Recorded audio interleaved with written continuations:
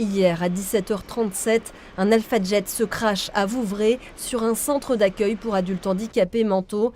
Vitesse de l'impact estimée entre 250 et 350 km/h.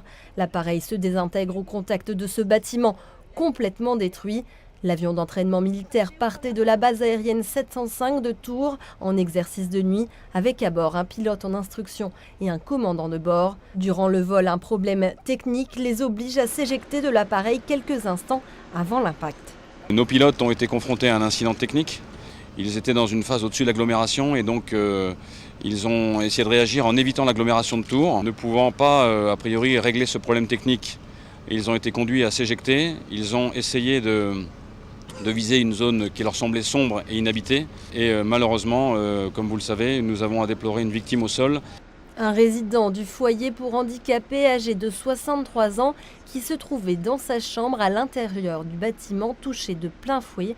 Dernier bilan, 6 blessés et 1 mort. Les autres résidents sont évidemment très secoués, tous ne réalisent pas ce qui s'est passé.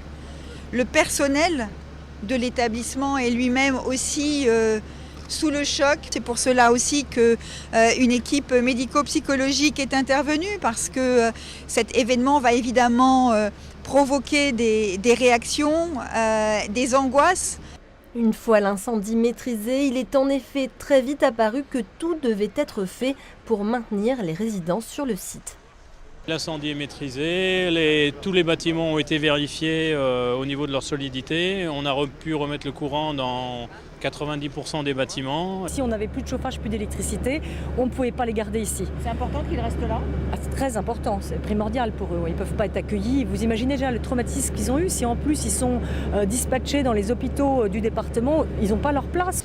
Ce matin, le bureau d'enquête accident défense était attendu sur place pour de premières investigations. Une enquête a été ouverte par le parquet d'Orléans.